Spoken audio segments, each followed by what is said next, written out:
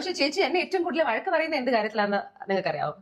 ചേച്ചി എന്ത് കാര്യത്തിലായിരുന്നു പറഞ്ഞു? ഇപ്പൊ ഞാൻ കുറച്ച് ഡീസൻ്റ് നോക്ക്, കുറച്ച് ചെറിയ നീളം കുറഞ്ഞു കൊടുക്കും ഞാൻ വഴക്ക് പറയാം. അപ്പൊ ചേച്ചി എന്നെ വഴക്ക് പറയും. ചിലപ്പോ ഞാൻ കാലൊക്കെ ടേബിളിലിട്ട് റിഹേഴ്സൽ പ്രാക്ടീസ് സ്റ്റാർട്ടിംഗ് നടക്കുമ്പോൾ ചേച്ചി എനിക്ക് മെസ്സേജ് അയക്കും, എന്താ ലെഗ്സ് ഡൗൺ എന്നൊക്കെ പറഞ്ഞു messages. Okay, I am like chechi you are so old fashion chechi.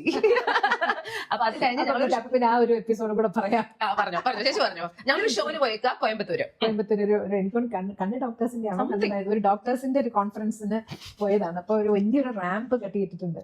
അപ്പൊ രഞ്ജിനി ഒരു സ്കേർട്ട്, ഷോർട്ട് സ്കേർട്ട് ഇട്ടിട്ട് ആ റാമ്പിലേക്ക് നടന്നു പോകണം. റാമ്പിന്റെ ചുറ്റും ക്യാമറയും പിടിച്ച് ഇങ്ങനെ ആൾക്കാർ നിൽക്കുക.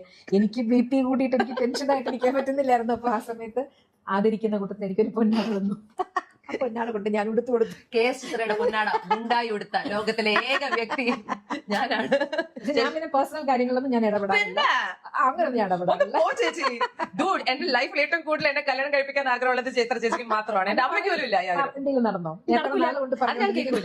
അത് ഞാൻ കേൾക്കൂല. എന്തിനൊരു വ്യക്തി കല്യാണം കഴിക്കണം ചിത്ര ചേച്ചി? എന്തായാലും രഞ്ജിനിയുടെയും KS ചിത്രയുടെയും ഈ ഒരു അഭിമുഖം കണ്ടപ്പോൾ ഒരുപാട് സന്തോഷം തോന്നി. കാരണം ഇന്നത്തെ കാലത്ത് ഒരാളും ഒരാളുടെ കാര്യത്തിൽ ഇടപെടില്ല, പ്രത്യേകിച്ച് ഡ്രസ്സിങ്ങിന്റെ ഒക്കെ കാര്യത്തിലാണ്. അവരെന്തെങ്കിലും ആവട്ടെ, നമുക്ക് എന്തായെന്ന് വിചാരിക്കുന്ന ആൾക്കാരാണ് പലവരും. ഇനിയിപ്പോൾ എത്ര അടുത്ത സുഹൃത്തുക്കളായാലും പോലും ഒരു മാർജിൻ ഇട്ടിട്ട് നമ്മളൊക്കെ സംസാരിക്കുള്ളൂ അവരുടെ വ്യക്തിപരമായ കാര്യത്തിൽ.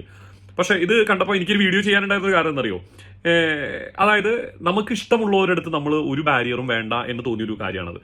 KS ചിത്രയ്ക്ക് അത് ഓഫ് കോഴ്സ് അങ്ങനെ ഒരു കുട്ടികളുപ്പിട്ട് പെൺപിള്ളേർ നടക്കുന്നതുകൊണ്ട് ഒരു താല്പര്യമില്ലായിരിക്കാം. അവർക്കപ്പോൾ എത്രയോ വേണ്ടപ്പെട്ട ആളായിരിക്കണം ഈ രഞ്ജിനി ഹരിദാസ് എന്ന വ്യക്തിയെന്നാണ് ഞാൻ ആലോചിക്കുന്നത് കേട്ടോ. നമുക്കിഷ്ടമുള്ള ആൾക്കാർ നമുക്കിഷ്ടമുള്ള പോലെ നടക്കണം എന്നുള്ളത് നമ്മുടെ സ്വാർത്ഥതയല്ല. അവിടെ നമ്മുടെ ഇഷ്ടങ്ങളും പൊസസീവ്നെസ് ഒന്നും ഞാൻ പറയുന്നില്ല, നമ്മുടെ ഇഷ്ടങ്ങളാണത്. കാരണം വെച്ചാൽ അത് ശരിയല്ല എന്നൊരു തോന്നൽ നമുക്കുള്ളിടത്തോളം കാലം അത് നമുക്കിഷ്ടമുള്ളവരിലോട്ട് അത് സ്പ്രെഡ് ചെയ്യുക, ആ ഒരു ഇഷ്ടക്കുറവ് അത്ര തന്നെയുള്ളൂ. ഇപ്പോഴത്തെ കാലത്ത് തള്ളമാരും തന്തമാരുടെ മക്കളോട് പറയാത്ത കാര്യങ്ങളായിട്ട് ഇതൊക്കെ വളരെ അന്യം നിന്ന് പോയെന്ന് എനിക്ക് തോന്നാറുണ്ട്. അവിടെയാണ് നമ്മുടെ KS ചിത്ര രഞ്ജിനിയോട് ഈ കാര്യം പറയണേ.